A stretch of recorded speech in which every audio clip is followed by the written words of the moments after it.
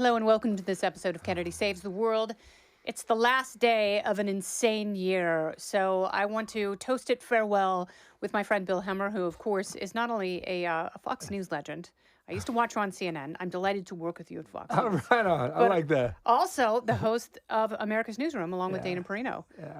Weekday mornings from 9 a.m. to 11 on the East Coast, 6 to 8 on the West. Do I say happy hour or do I say happy New Year to you? What do I say? It's a happy hour, happy New Year. And, of course, we're just having a little tonic water. Because that's how you... So my thing is I do 3 limes on the side because I think 1 is bad luck, 2's not enough. Yeah. So I go 3. Well, 3 is also a nice indivisible number. I mean, the Holy Trinity. Indivisible. Yeah.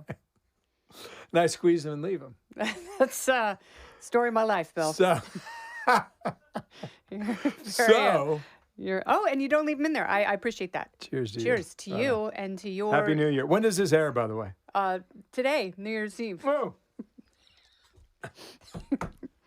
Well, I'll be.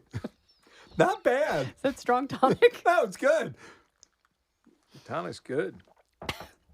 Well, Happy New Year. Yeah. Do you know that rocket fuel to take you into 2025? I did 8 years in a row in Times Square. Yeah. I served my time at MTV and at Fox for a few years. Out there? Yeah. And one year, it was really funny. It was Pete Hegseth and I think it was going into 2018. And it was raining. Yeah. Like, it was torrential rain. Yeah. And they told us on the risers we could not have umbrellas. And I was like, I have glasses and curly hair. Issue. Yeah. I cannot do this. Like, I won't be able to see. And my hair, I'll turn into Weird Al Yankovic in about 10 minutes. Right. So, did you like it? I loved it. I mean, every year that I broadcast from Times Square, it's magical. But it's also something that once you've experienced it, it's a check on the bucket list. You're good, You've been there, yeah. So I don't know what got into me, but I did it 8 years in a row. And most of the time I did it with Megan. Oh, yeah. And so, I mean, we were out there freezing our butts off. Yeah. But there is, I think there is a certain magic to it. Yeah. When, the number changes. And you got 1 million people there. And the confetti starts falling, and, they cranking Frank Sinatra. Yes. And they play John Lennon's Imagine, and I think it's a great moment, actually. There's no other place like it on earth. However, you want to be out of there by 12:15. It's amazing how quickly they clear Times Square. Gone. I mean, there's 2 million people there all in diapers, and they get them out of there. So the moment really is a moment, and then, you wait several hours for it. And then it comes and it goes. You want to get out of there. Yeah. So the first time I experienced Times Square, New Year's Eve, I was a junior in high school here on a theater tour with some of the other students from the True theater. Story. Yeah. And so we were in Times Square. We talked our way past the police barrier. So they led us into sort of a free zone, and we were just partying, and the cops were laughing. They didn't care. And then afterward, we went to Sparrow, and a guy got his ear cut off. And I was like, so this is New York. This is New York. Welcome to New York. This was pre-Giuliani New York. And I was like, this is wild. I want to live there someday. Good for you. Yeah. So I experienced it then and several times at MTV and at Fox. But, if you look back at this year, it has been wild. You had a president drop out of the presidential race after he won the primary. And that was after the former president was almost assassinated. Do you think that those two acts define this year? In a lot of ways, yes. I think certainly in the political realm, 1,000%. I think at the same time, what was happening in the Middle East was a significant story. Yeah. Whether it was Lebanon, Israel, or Gaza. I think also the war in Ukraine and how it's developed into, they have 21st, arguably 22nd century weaponry now. And they're fighting it like it's trenches of World War I. Yes. It's moving very little. But I thought when Joe Biden on the 15th of May came out and said, I challenge you, Donald Trump, we'll go ahead and do this debate. And Trump said yes. Great, let's go. And they scheduled it for the end of June. And what would have happened had that debate not taken place then? They would have gone to the typical early September, third week of September, had a debate then, and then maybe things would have been different at that point, depending how that debate turned out. Um, but it was remarkable. Not just for that, but the fact that, Biden held out for 3 weeks and they tried to talk him out of it. Kamala Harris goes in there. We really don't know, Kennedy. And I don't know, maybe this is the story of 2024. The story possibly is Biden, when he withdrew, what was his strategy? I don't know that they had one. Well, what did he think was going to happen? A lot of people disagree with me on this, but I think there's a reason why James Carville had an editorial in the New York Times arguing for a mini primary.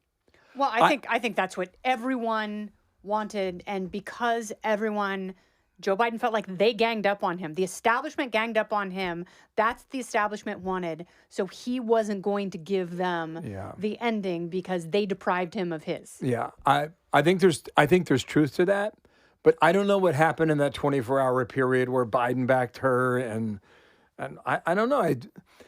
I was talking to leading Democrats for about a month, and they were all saying that we can run this mini primary. We'll go to Chicago with an open convention, and we'll show the democratic process. I mean, that would have been a lot more honest. It would have been. You might have had a different outcome. Maybe impossible to say now. It certainly would have been a more extraordinary story. I think you would have drawn in. I mean, look, I think the viewership for the Democratic Convention in Chicago was very good, but you could have really driven up the numbers and drawn interest as well. But that's the parallels to 1968 are insane. Yeah, you're in Chicago. You have a president who's not running again. Yeah. And then you have just open warfare within your party. This tonic's pretty good. Thank you. In hindsight, what I think is most interesting about that, Kennedy, is that in Chicago, when they had expected the potential for 1968 2.0, it didn't come anywhere close to happening. It was very, very peaceful. You might have had like 300 people out there on night one, and on night two was 150, and night three was 100, and then it was done. And where'd all those people go? And the same is true for New York, I think. I don't know how long you've lived here. I've lived here a long time. As far as I can remember, every 2 years and every 4 years for sure, I live down in Greenwich Village, and there's a rally in Washington Square Park. I mean, that's where you go. Yes. Barack Obama, Hillary Clinton, Elizabeth Warren, Bernie Sanders. I watched them all. Nothing this year. Yes. And no protests in the streets. There were, I guess the easiest way to say it is there was no Democratic call to arms, and I don't know why. Maybe it was a recognition that whatever coalition they had fallen apart, and that's not where the excitement was. And I remember talking to Alexis McAdams like 6 months ago, because she was on the road. She was following the candidates, interviewing people, and I was like, who's going to win? She said, based on, if you're just looking at enthusiasm of the people who show up to these events, she said, I've never seen anything like the people who show up to these Trump rallies. And she said, and it's different because, there are people who are self-identifying as first-time Trump fans, and they want something different. But that's where the enthusiasm was. People, I think, because not much had materialized from the George Floyd protests. The police departments were they were out in force. That's when they were out in force. And then nothing really happened because of that. So they were like, why don't we keep our powder dry? Like, what's the point of this agitation, especially post-election, if it doesn't add up to anything? And then you also look at what was happening on college campuses. It's like, it certainly didn't move the needle in terms of people's opinion on what's going on in Gaza. It certainly didn't make more people like anti-Israel and pro-Palestine. So maybe they figured, wisely, this isn't the best means for inspiring and activating people to go out and shout, because there really wasn't a market for shouting this year. Yeah, but I just think whether it was abortion or whether it was climate change or whether it was George Floyd, there always seemed to be a reason that like the kids in Williamsburg are a text message away, and they Yeah. could always get them here to the city. I don't It think didn't Kamala. happen I this don't year. think Kamala did it for him. And also, if you're one of those people who says it's very easy to harvest ballots and somehow barely legally tip the scales for a candidate you like, they weren't going to do that in places like Georgia and Pennsylvania and Michigan for her because she wasn't an inspiring figure. It's interesting. The other thing I would say about elections, just to contribute to your thought there, is that I've always thought the elections have a way of clarifying people and policies. So once the election's over, it's like, oh, no, duh. That's why it turned out the way it did. And I think it's not universally true, but I think it's pretty close to it. And I think now we can say, oh, that's why she didn't win. Because the border was a disaster. Everybody knew it. Every state's paying a price for it. Most of our major American cities are paying a price for it. And it didn't sit well with people. I think the economy was a big deal, and they trusted Trump because he had been there before. And that's also something, like, we don't talk about that enough. He had a track record. He didn't have a track record as a big state governor. He didn't have a track record as a senator or an also-ran who didn't get the presidency. I mean, he also failed at that, but he was president. We have nothing to compare that to, but people had something to compare to 4-year blocks of their lives with. Yeah. So they look back. at this block and they're like, I was way better off before the pandemic. Pandemic is over. I'm way worse off. I want to go back to that guy who said he believed in America, who said he wanted manufacturing jobs and lower taxes and all this stuff. And people knew they had a better environment when they had lower taxes. And so the whole only the top 4%, they're the only ones who benefited from the Trump tax cuts. That was not true. That's right. I agree with you. On election night, we had massive amounts of data from the early election and the early vote. And we had the same candidate on the ticket 8 years, right? 3 times. 2016, 2020, 2024. We had so much data and information that we could build on that I thought the night became very revealing for what we did at Fox. We had some cute little toys, but they weren't easy to do. They were augmented reality, and we used a little touch of AI just to see what works and what doesn't. But I thought, we had numbers that we really did not have for an election before. And you could take any county, you could take any state, and you can make a direct comparison to what was happening 4 years prior with the same guy against Joe Biden. Yeah. We could take the same county in the same state with the same guy and compare it to 2016. So we had massive amounts of data between 2016 and 2024, which I thought was kind of there were breadcrumbs along the way. And when you're taking in all that data, and I remember at 10:30 at night, East Coast time, Britt Hume said, Bill, stop. We're at the board, we got all this thing going on, blah, blah, blah. He goes, stop. He goes, can you tell me right now if one person has an advantage over the other? I said, Britt, awesome question. It's the only question. It's the golden question. Yeah. I said, I'm going to be careful in how I answer it, but this is what I see. What I see is I can find a little bit of good news for her, specifically in the metro counties of Atlanta. She was doing 1 to 2 points better than Joe Biden did, which for me I thought was significant because that's where most of the vote comes in Georgia. I said, but at the same time, I can go to numerous other parts of Georgia and North Carolina and Pennsylvania and some parts of Virginia where I can find better news for him than I can for her. Don't go anywhere. More Kennedy Saves the World right after this. Yeah, so there was a lot more good news for him. Did you think that he was going to sweep the battleground states? No. Neither did I. No. Did you think he was going to win Michigan and Pennsylvania? Wasn't sure. Yeah. But I tell you, we had a lunch on Election Day at noon, and it was just a couple of us. We said, $20, $20, $20, $20. You guys, because I'm renowned for not being on record. I always like to cheat it a little bit. Not cheat it, but I like to hedge. And I said 2 weeks ago I was on Team Red. Last week I was in Team Blue. And then we had a conference call with her campaign on a Friday afternoon. And I just felt, all this was off the record, so I won't tell you what they said. But what they didn't say was enough to convince me that they felt confident in what they were doing? That's okay.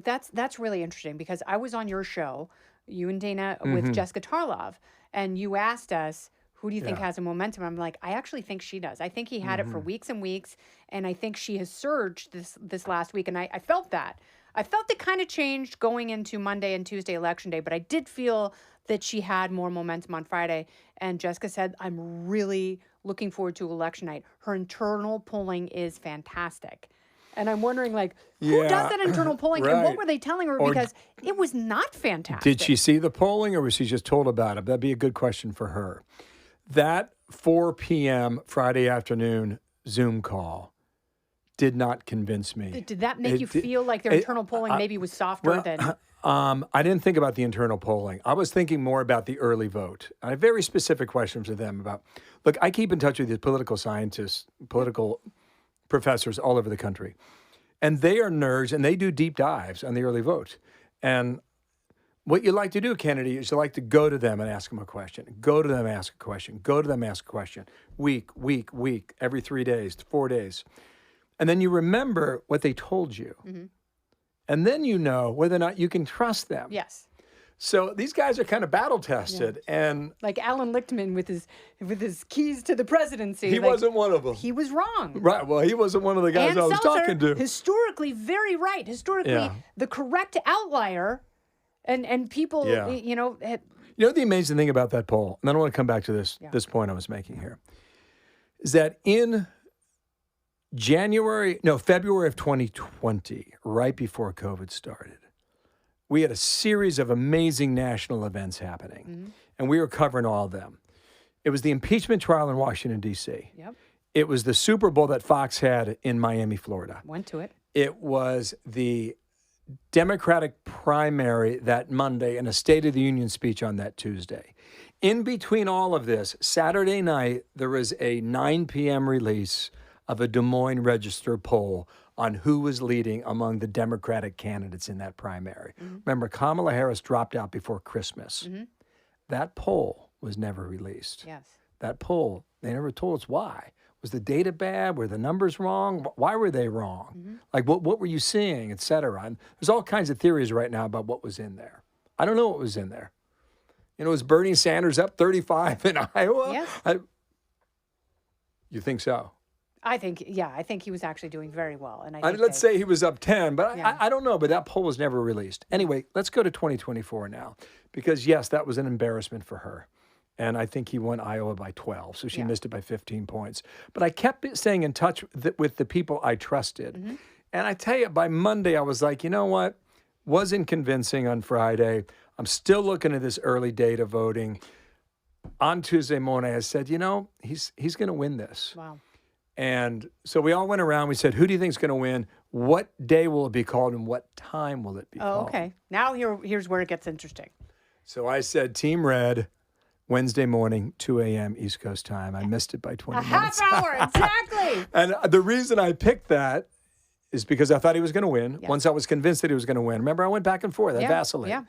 And in 2016, they called Pennsylvania at 2:25 in the morning. My reasoning is that they're going to count a little faster this time. And because they had amended some of their election laws and their voting processes, and so we knew we were going to get that vote. But you know, it wasn't going to be 2020 over again, because people don't have the appetite for that. It created the environment for conspiracy theories to fill the void, and that's not good for the country. Like, we have to know, we should know. It's the United States. Like, we shouldn't let these things drag on and be held hostage by a few slow counting states like Arizona. So luckily, but California still needs to figure it out. Yeah, they need to because I sent in my ballot for I vote in California. I sent it in on election day. Because you can do that as long as it's postmarked on election day. It doesn't matter. It can arrive in 2 weeks. And if yours is the deciding vote, you're not going to know for half a month. So I would tell you, I voted by mail this year, and I'll never do it again. Yeah. You know that's why? right. Yes, because you were Did we worried talk that about this? your signature That wasn't right. You or I didn't date it right. Yes, absolutely. I thought it was just too easy to make a mistake, and if I make a mistake, it's not going to count. So why? I think if you want to vote early in person is the way to go. Sure, I don't have a problem with that. I think election day should be a day. It should be a thing. Some mail-in voting is fine. I think it's weird that states that have it, because there's something nice about coming together and doing your civic duty with people in your community. Yeah. Okay, let me ask you this. Last question. I don't know if you've drunk your tonic yet. Yeah, here, let me have some. Cheers. Cheers to 2025. Right on. May it be grand. Oh, yeah, delightful. 2025, we're definitely in a honeymoon period with President-elect Trump. Does he maintain that, or do they just go back to the old playbook of demonizing and impeaching him? The resistance? Yes. The resistance is not dead. It just needs to reemerge. Yeah. And it may not even take until January 20th. What's interesting is in 2017, when he was sworn in, the day after, just since we're going back in time and remembering all this stuff, there was a Million Women's March planned in Washington, D.C., and they had 750,000 show up. They did. I remember. And it was cold in it was Washington, wild. D.C. I remember that. I think that was when Madonna may have said made... she's going to blow up the White House. Yeah, so, I mean, that's what you're walking into. I am convinced that he wants to be seen as a successful historical president. Will everybody see him that way? I don't know, and I'm not suggesting that, but I know that that is where he is putting his effort. History tends to judge things through a kinder lens, and that's why the perception of him in 2024 is so vastly different than it was even in 2020. So I'm convinced that he will do things very differently this time, and a lot of that he will be like every other two-term president. So much of that will be about codifying a gilded legacy. Hope you're right. We could use it, and so could the world. Yeah, I hope the country does better. Yeah. I hope people prosper. I really, really do. I hope people find happiness and meaning in their personal lives, and they don't get so married to politics that they sterilize themselves because of who's president. That's a good message. We'll take that into the new year, and I'll ask you one last question. Yes, Bill Hemmer. When do you think gasoline will be below $2 a gallon? Gasolina. Below $2 a gallon? $2. I don't know that we get there. I don't know. I left Ohio a couple weeks ago. It was like 306, and it was dropping like a stone. Okay, Athens, Ohio, it might be 286 as far as I know. I'm thinking California prices. Like, if it's hovering around 5, it's a win. It's a win. I think, we don't want to be in a total deflationary environment, but it's always nice when gas is a little bit cheaper. We'll get there again. We'll get back to somewhat low mortgage rates. I think we'll get between 3 and 4% again. I hope you're right. That would help also. I'm not convinced that we're going to get there, but I hope you're right, and I'm wrong. To being right and being awesome. To 2025. Great to be with you. This has been Kennedy Saves the World. Happy Hour. Along with Bill Hemmer, I'm Kennedy.